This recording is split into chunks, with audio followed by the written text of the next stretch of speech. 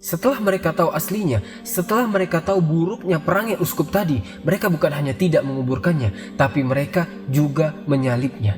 Dan setelah disalib uskup tadi, kemudian jenazahnya ini, badannya ini dilempar dengan batu-batuan dari saking geram dan marahnya masyarakat pada saat itu.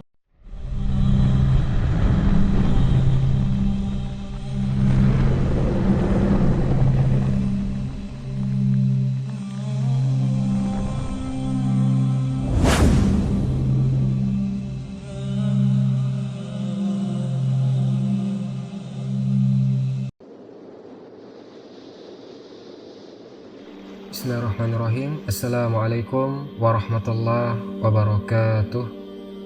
Alhamdulillahi wahda, wassalatu wassalamu ala rasulillah. Sahabat Fairy Channel, rahimakumullah.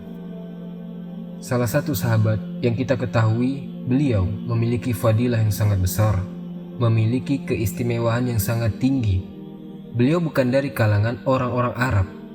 Beliau adalah salah seorang pemuda aslinya dari Faris. Faris ini pada saat itu adalah Persia. Persia di zaman ini ada di Iran. Iran sekarang negaranya orang-orang Syiah Rafidah laknatullah alaihim. Nama daerah tempat tinggal beliau adalah Asbahan. Asbahan ini berada di antara Teheran dan Shiraz. Nama desanya adalah Jayyan. Beliau adalah Salman Al-Farisi radhiyallahu anhu. Salman Al-Farisi merupakan anak dari seorang pemuka kaum.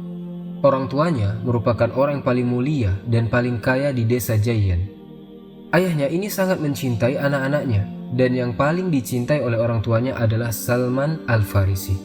Sehingga disebabkan oleh kecintaan yang sangat besar dari orang tuanya kepada Salman, sampai-sampai Salman ini dijaga dengan penjagaan yang luar biasa. Sampai Salman mengatakan, "Aku tidak boleh keluar rumah sebagaimana perempuan dipingit." Tentu banyak sebab. Salman dan keluarganya ini menganut agama Majusi. Majusi adalah agama yang keyakinannya mereka ini adalah menyembah api, dan ada juga yang menyembah matahari. Makanya kita dilarang sholat ketika matahari sedang terbit dan matahari sedang tenggelam. Karena apa? Karena waktu itulah orang-orang Majusi beribadah. Dan Salman Al-Farisi merupakan pemuda yang taat beribadah dengan agamanya dia. Sampai-sampai karena taatnya, Salman Al-Farisi dalam memegang teguh agamanya dia, sampai dia ini diberikan kepercayaan untuk menjaga api agar tidak mati. Mereka menjaga Tuhan mereka, akan tetapi dengan kejahilan mereka, mereka meminta kepada api tersebut. Ini kata Salman Al-Farisi, "Sampai-sampai aku dikasih kepercayaan untuk menjaga hidupnya api siang dan malam." Dan ini merupakan tugas yang mulia di dalam agama Majusi. Kemudian kata Salman, "Ayahku ini memiliki satu kebun yang sangat luas. Setiap hari ayahnya ini datang ke kebun tersebut untuk memanen hasilnya. Artinya setiap hari orang tuanya ini bolak-balik berangkat pagi, pulang sore begitu seterusnya untuk panen. Akan tetapi kata Salman, pernah suatu hari ayahku ini memiliki kesibukan. Sehingga kesibukan tersebut membuat ayahnya untuk tidak bisa pergi ke kebunnya. Akhirnya ayah Salman mengatakan kepada Salman, 'Ya bunayya, wahai anakku, sesungguhnya pada saat ini aku sedang tidak bisa pergi ke kebun untuk mengambil hasil panen yang ada di sana. Cobalah engkau yang hari ini pergi ke kebun untuk mengambil hasil panen dan memerah susu kambing yang ada di sana.' Akhirnya pada saat itulah aku mulai diizinkan keluar. Karena mau tidak mau ayahnya memerintahkan kepada Salman untuk memanen apa yang ada di kebun. Akhirnya Salman berangkat menuju kebun tadi. Wa fi ma ana fi ba'di thoriq. Akan tetapi ketika aku sedang berjalan menuju kebun ayahku, aku melewati satu ganisa, melewati satu gereja, yang mana dari gereja ini aku mendengar doa-doa yang dilantunkan oleh orang-orang Nasrani di dalamnya. Karena penasaran, Salman akhirnya datang ke gereja tersebut, ingin mengetahui apa yang dilakukan mereka di dalam. Sampai pada saat itu Salman mengatakan bahwasanya dia tidak mengetahui agama satupun selain Majusi. Makanya ketika beliau melihat satu ganisa, melihat satu gereja yang di dalamnya ada orang-orang Nasrani sedang beribadah, beliau datang ke situ. Beliau penasaran, apa ini? Doa-doa apa yang mereka lantunkan? Ibadah seperti apa yang mereka tunaikan? Aku sama sekali tidak pernah mendengar tentang agama Nasrani ataupun agama-agama lainnya yang ada di dunia ini, karena lamanya aku dipingit oleh ayahku. Sampai ketika aku mendengar suara-suara mereka, aku pun masuk ke dalam gereja tadi. Ketika aku sudah masuk, aku memperhatikan gaya beribadah mereka, dan sholat yang mereka lakukan membuat aku takjub. Akhirnya, seketika itu pula aku ingin masuk ke dalam agama Nasrani. Wa qultu, dan aku mengatakan, wallahi haza khairun minallazi nahnu alaih. Demi Allah, agama ini adalah agama yang lebih baik dari agama yang aku anut saat ini. Maksudnya Nasrani lebih baik daripada Majusi. Fa wallahi ma taraktuhum hatta ghorobati syams. Dan demi Allah, aku tidak meninggalkan gereja tadi sampai terbenamnya matahari. Hingga akhirnya aku tidak bisa pergi ke kebun ayahku dari saking tertariknya beliau dengan agama Nasrani. Summa inni sa'altuhum. Akhirnya aku bertanya kepada orang-orang Nasrani yang berada di dalam gereja itu, agama kalian ini asalnya dari mana? Aku melihat keanehan-keanehan yang tidak aku lihat sebelumnya. Agama kalian ini adalah agama yang asing bagiku.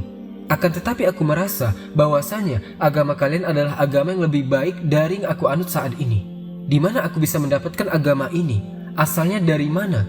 Kemudian mereka mengatakan, fi baladi Syam. Ini aslinya ada di negara Syam. Setelah Salman Al-Farisi mendapatkan kabar, info tentang asal dari mana agama tadi, ketika agak malam beliau pun balik ke rumahnya. Wala ma aqbalal lailu utu ila baitina. Setelah mulai agak malam, aku beranjak pulang ke rumahku. Ketika aku sudah sampai di rumah, ayahku menghadapku dan bertanya kepadaku, maza sona'at? Apa yang engkau lakukan sehingga engkau telat pulang? Ya abati, wahai ayahku, aku hari ini melewati satu gereja yang di dalamnya ada orang-orang yang mereka melakukan sholat. Maka agama yang mereka lakukan, cara ibadah yang mereka kerjakan, cara berdoa yang mereka lakukan pada saat itu membuat aku takjub sehingga aku penasaran dan datang kepada mereka. Kemudian aku masuk ke dalam gereja itu dan aku menanyakan bagaimana agama mereka sampai terbenamnya matahari. Mendengar ceritaku, ayahku terkaget dengan apa yang aku lakukan. Waqal, kemudian dia mengatakan kepadaku, wahai anakku, laisa fi dzalika dini khair. Tidak ada kebaikan sedikit pun pada agama itu. Tidak ada kebaikan sedikit pun pada agama Nasrani. Dinuka wa dinu abaika khairun minhu. Agama yang engkau anut, agama yang kakek nenekmu anut, agama yang nenek moyangmu anut adalah agama yang terbaik. Dan tidak ada agama terbaik dari agama Majusi. Ini kata ayahnya kepada Salman Al-Farisi. Kultu, akan tetapi aku menimpali perkataan ayahku. Salman mengatakan, kalla wallah. Demi Allah tidak, demi Allah bahwasanya agama mereka adalah agama yang paling baik dari agama kita saat ini. Fakhofa abi ma'akul. Akhirnya ayahku takut daripada apa yang aku katakan. Ayahku takut aku ini murtad dari agama Majusi. Maka apa yang terjadi? Akhirnya ayahku kembali memingitku dan meletakkan ikatan di kakiku, dipasung biar tidak bisa keluar. Setelah dipasung beberapa hari, beliau melanjutkan ceritanya. Pada suatu hari, aku diberikan kesempatan untuk berjalan-jalan untuk keluar rumah. Mungkin ayahnya kasihan. Akhirnya, aku pergi ke orang-orang Nasrani tadi dan mengatakan kepada mereka, kalau kalian tahu ada kafilah yang akan berangkat ke negeri Syam adalah negeri asal agama Nasrani, maka tolong beritahu aku. Salman Al-Farisi ingin pergi ke negeri Syam. Tidak lama setelah itu, akhirnya aku dikabari bahwa ada satu kafilah yang mereka ini hendak berangkat ke Syam. Akhirnya aku membuat tipu daya bagaimana caranya aku bisa lari dari rumahku. Sampai akhirnya aku keluar rumah dan pergi bersama kafilah tadi menuju negeri Syam secara sembunyi-sembunyi di malam hari. Maka ketika kita sudah sampai ke negeri Syam, aku bertanya kepada masyarakat yang ada di sana, man afdalu rajulin min ahli hadza din. Siapa orang yang paling afdol, orang yang paling baik dalam menerapkan agama Nasrani ini? Bahasa mudahnya, siapa kiainya agama ini yang diikuti orang banyak? Qalu. Kemudian para masyarakat mengatakan, al-uskuf ro'il khabisa. Ada satu uskup yang dia menjaga gereja. Fajituhu. Akhirnya aku pergi ke gereja tersebut. Kemudian aku mengatakan sesuatu kepada dia. Wahai uskup, aku ingin masuk ke dalam agama Nasrani, dan aku pun juga ingin membantumu. Aku juga ingin mengambil ilmu darimu. Aku juga ingin sholat bersamamu. Aku ingin tinggal di sampingmu agar aku tahu bagaimana sebenarnya agama Nasrani ini. Kemudian uskup tadi mengatakan, udkhul, silahkan masuk ke agama ini dan tinggallah bersamaku. Akhirnya Salman Al-Farisi tinggal bersama uskup di gereja dan membantu segala urusannya. Summa, kata beliau, akan tetapi setelah aku tinggal beberapa hari bersama dia, di situ aku mengetahui uskup tadi adalah orang yang sangat buruk perangainya. Padahal kata masyarakat di luar, uskup ini adalah orang yang paling baik dalam agama Nasrani. Ini kiainya, tapi setelah tinggal bersama beliau, ketahuan aslinya. Apa bentuk buruk perangainya uskup tadi? Uskup ini memerintahkan kepada seluruh pengikutnya untuk menunaikan sedekah kepada dia dan senantiasa memberitahu kepada masyarakat bahwasanya pahala yang kalian dapatkan ketika kalian bersedekah adalah pahala yang sangat besar. Sedekah ini kelak akan kita bagikan ke fakir miskin. Sampai akhirnya masyarakat pun percaya pada uskup dan harta-harta mereka diberikan kepada uskup tadi dengan harapan bahwasanya uskup tadi mengatakan harta ini akan diberikan kepada fakir miskin. Maka ketika masyarakat sudah memberikan hartanya kepada uskup tadi, ternyata harta yang didapatkan dari masyarakat sama si uskup ini disimpan untuk diri dia sendiri, tidak dibagikan kepada orang fakir miskin, dan sedikit pun tidak pernah dikeluarkan, tidak pernah diberikan kepada fakir miskin. Sampai-sampai uskup ini mengumpulkan sebanyak 7 kullah. Kullah ini maknanya guci atau gentong. 7 guci dikumpulkan oleh uskup tadi dan setiap guci berisi emas full, penuh. 7 guci dikumpulkan untuk memperkaya dirinya sendiri. Dia mengambil harta masyarakat dengan zalim dan tidak menunaikan amanah yang diharapkan oleh masyarakat. Ini buruknya perangai uskup tadi. Kata Salman, maka setelah aku mengetahui perangainya seperti itu, akhirnya aku benci sama orang itu dengan kebencian yang luar biasa. Akan tetapi tidak lama setelah itu uskup tadi meninggal. Dan akhirnya orang-orang Nasrani, pengikutnya dia yang ada itu berkumpul untuk memandikan dan menguburkan jenazah uskup tadi. Akhirnya fakultu lahum, aku mengatakan kepada mereka bahwa uskup ini orang yang menurut kalian adalah kiai, adalah orang yang sangat buruk perangainya. Orang ini menyuruh kalian untuk menunaikan sedekah. Akan tetapi setelah kalian mengumpulkan harta, setelah kalian berinfak kepada dia, harta yang diinfakkan tadi dikumpulkan untuk dia sendiri, disimpan di tempat tersembunyi yang tidak ada orang tahu kecuali uskup tadi dan Salman Al-Farisi radhiyallahu anhu. Mendengar Salman berbicara seperti itu, kemudian para masyarakat mulai marah. Mereka mengatakan kepada Salman, ente ini tahu dari mana? Ente ini sok tahu, ente kan baru datang dari negara yang jauh, datang ke negeri Syam, tiba-tiba bilang uskup kita ini orang yang buruk perangainya. Orang ini sudah kami kiaikan, ini orang luar biasa begini dan begitu. Ente tahu dari mana? Akhirnya kata Salman, toib kalau begitu sini. Aku akan beritahu kepada kalian di mana dia menyimpan harta-hartanya yang kalian infakkan. Akhirnya diajak di tempat persembunyiannya. Kemudian setelah aku memberitahu mereka lokasi penyimpanan hartanya, mereka pun mengeluarkan seluruh harta yang disimpan, yaitu 7 gentong yang berisi emas dan perak tadi. Kemudian ketika mereka melihatnya, mereka mengatakan, qalu wallahi la nadfinuhu, demi Allah kami tidak akan menguburkan jenazahnya. Setelah mereka tahu aslinya, setelah mereka tahu buruknya perangai uskup tadi, mereka bukan hanya tidak menguburkannya, tapi mereka juga menyalibnya. Dan setelah disalib uskup tadi, kemudian jenazahnya ini, badannya ini dilempar dengan batu-batuan dari saking geram dan marahnya masyarakat pada saat itu. Summa, kata Salman Al-Farisi, kemudian tidak lama setelah itu, setelah meninggalnya uskup tadi, akhirnya para masyarakat bermusyawarah untuk menaikkan salah seorang dari mereka untuk menjadi uskup. Akhirnya terpilihlah satu orang. Akhirnya aku bermulazamahlah sama dia. Jadi orang pertama, uskup sudah meninggal. Kemudian diangkat satu orang lagi. Orang ini dimulazamahi sama Salman Al-Farisi. Ini uskup yang kedua. Fama ra'aitu rojulan azhada minhu fid dunya. Dan aku pada saat itu tidak menemukan satu orang pun yang paling zuhud di dunia ini kecuali orang tersebut, uskup yang kedua. Dan aku tidak melihat orang satupun yang lebih mengharapkan akhirat dari orang ini. Artinya ibadahnya dia ini luar biasa. Dan tidak ada satupun orang yang paling rajin beribadah siang dan malam daripada uskup yang kedua ini. Fa'ahbabtuhu hubban jamma. Akhirnya aku mencintai dia dengan cinta yang sangat luar biasa. dan aku mulazamahi dia beberapa waktu lamanya. Falamma hadratuhu wafa. Akan tetapi setelah beberapa waktu aku bermulazamah dengan dia, uskup yang kedua ini pun mau meninggal. Akhirnya aku mengatakan kepada dia, wahai uskup, sebelum engkau meninggal, tolong kau wasiatkan kepadaku seseorang yang baik agamanya untuk aku mulazamahi, untuk menjadi penggantimu, untuk menjadi guruku selanjutnya. Tolong sebutkan namanya agar aku bisa datang kepada orang tersebut. Faqal, kemudian uskup tadi mengatakan, wahai anakku, aku tidak mengetahui satu orang pun yang berdiri di atas agama ini dengan usaha yang benar, dan dia belum mengganti agama ini, dia juga belum menyelewengkan agama ini, kecuali fulan di Mausil. Mausil ini di daerah Irak. Setelah aku meninggal, maka engkau coba pergi ke sana. Falamma mata sohibi. Ketika uskup tadi sudah meninggal, akhirnya aku pergi dari Syam menuju Mausil, menuju Irak.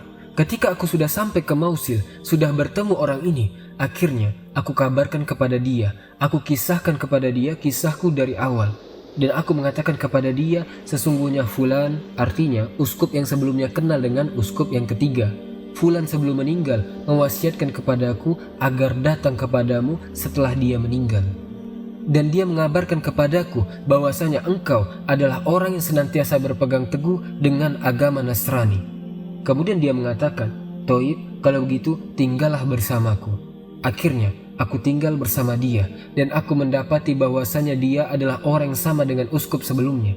Artinya dia benar-benar orang yang baik, orang yang rajin beribadah, orang yang zuhud dan seterusnya. Kemudian tidak lama setelah itu, uskup yang ketiga ini mau meninggal. Ketika sudah hampir datang kematiannya, aku katakan kepada dia, wahai fulan, telah datang kepadamu janji Allah yang sudah kau lihat saat ini. Tolong engkau wasiatkan aku untuk pergi kepada siapa setelah sepeninggalmu, dan kepada siapa engkau menyuruhku untuk menuntun ilmu setelah sepeninggalmu. Akhirnya beliau ditunjukkan kepada seseorang yang ada di daerah Nasibin. Daerah Nasibin ini daerah antara Mausil, antara Irak dan Syam. Jadi dalam perjalanan antara Irak dan Syam itu ada daerah namanya Nasibin. Kurang lebih di sini disebutkan bahwasanya dari Mausil ke Nasibin kurang lebih perjalanan 6 hari. Akhirnya Salman Al-Farisi ini diwasiatkan kepada salah seorang uskup di daerah Nasibin. Ketika uskup yang dari Mausil ini meninggal, akhirnya Salman Al-Farisi ini pergi ke Nasibin dan menyampaikan apa yang disampaikan oleh uskup sebelumnya di Mausil. Akhirnya uskup yang di Nasibin dia mengatakan, Hakim Indi, sudah ente tinggal sama ana, sini ambil ilmu sama ana. Dan aku mendapati, kata Salman, uskup yang keempat adalah uskup yang benar-benar berpegang teguh sama agama Nasrani. Berarti sama dengan dua uskup sebelumnya.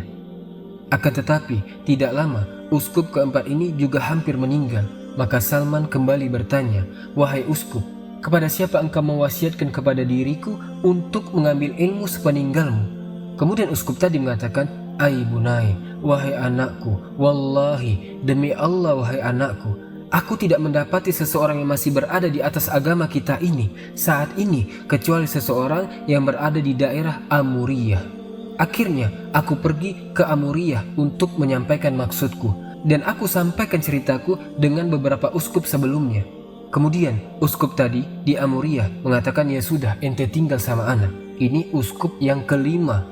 Akhirnya aku tinggal bersama dia, dan aku mendapati bahwasanya orang yang kelima ini adalah orang yang benar-benar berjalan di atas agama Nasrani, sebagaimana uskup-uskup sebelumnya. Akan tetapi tidak lama setelah aku tinggal bersama dia, uskup ini pun hendak meninggal. Sudah dekat ajalnya.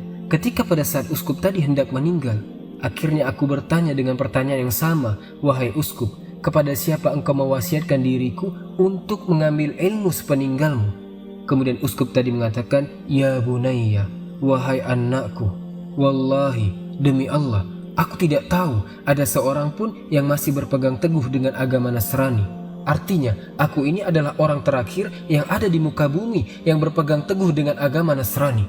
Kemudian uskup tadi melanjutkan, walakinnahu, akan tetapi sesuai riwayat-riwayat yang ada, tidak lama lagi akan diutus seorang nabi bi ardil Arab, di negerinya orang Arab.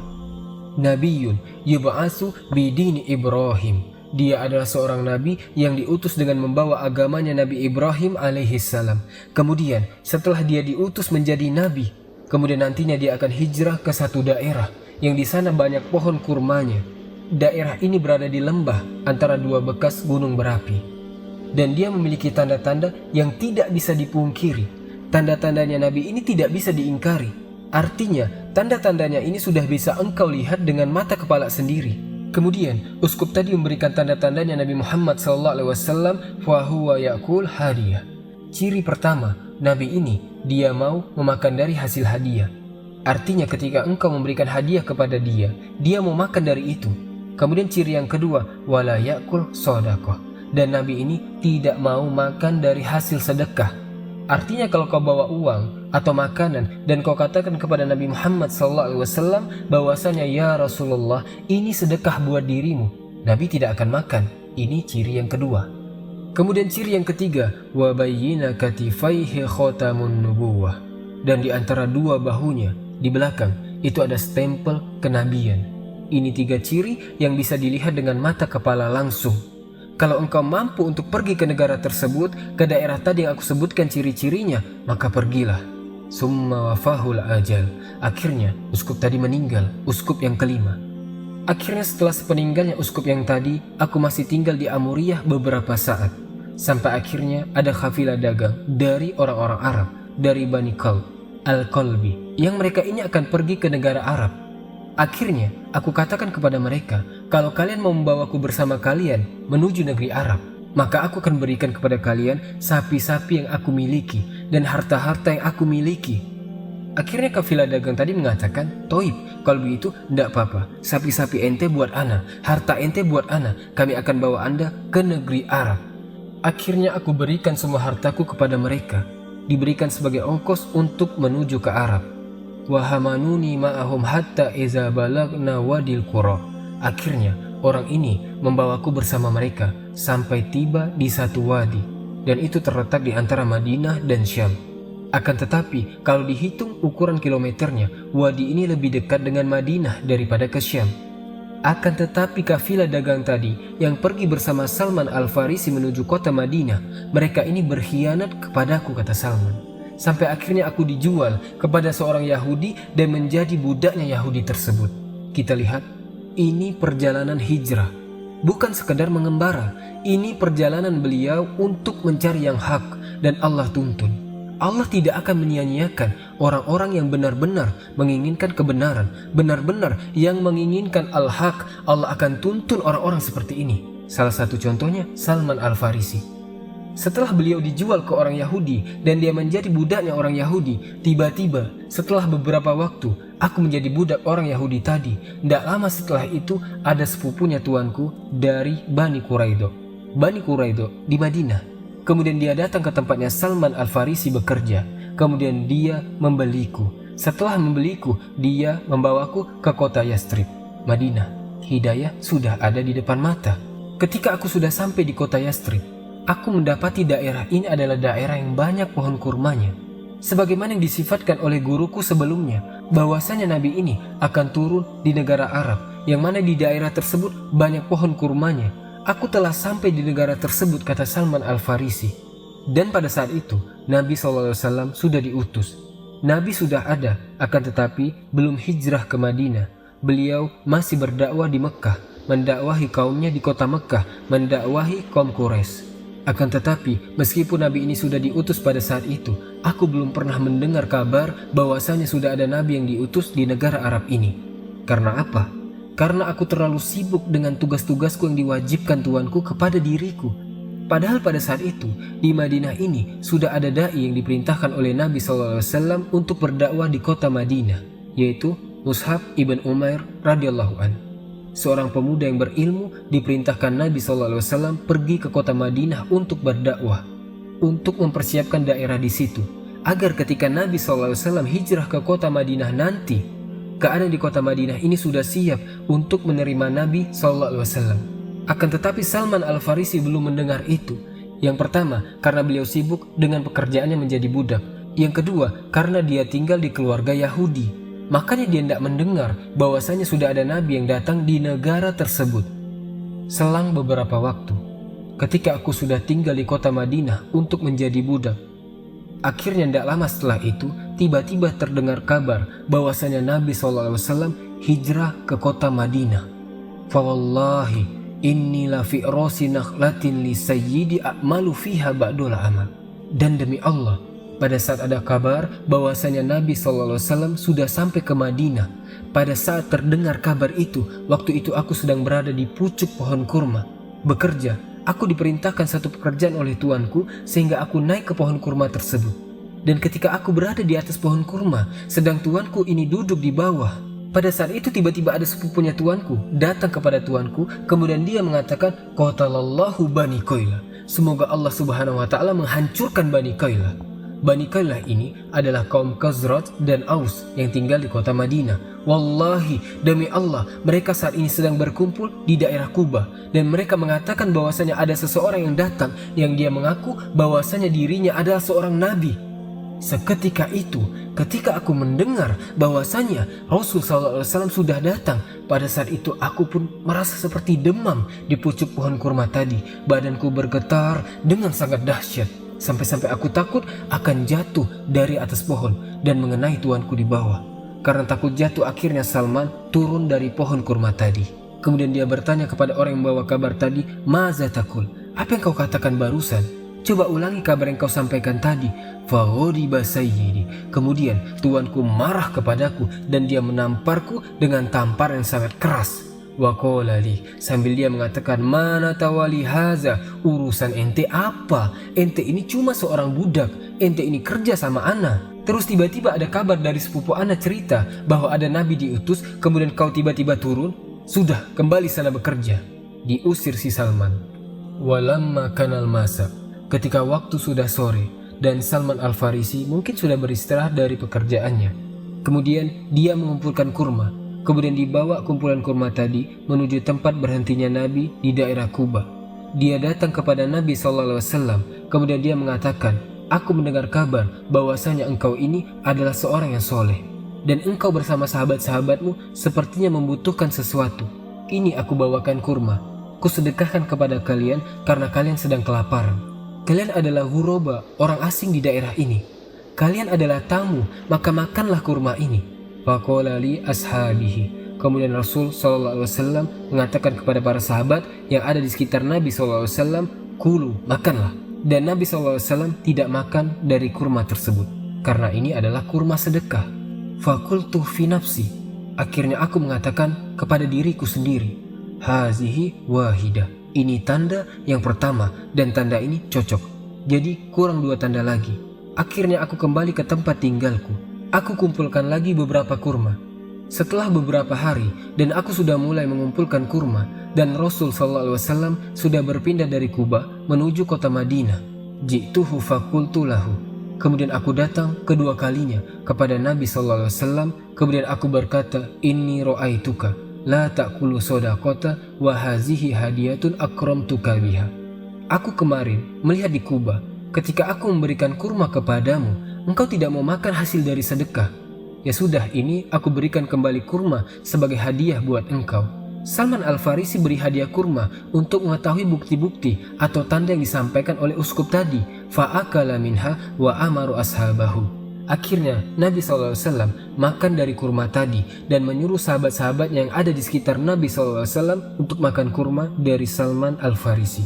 Akhirnya Salman Al-Farisi mengatakan pada dirinya, hazihi saniyah.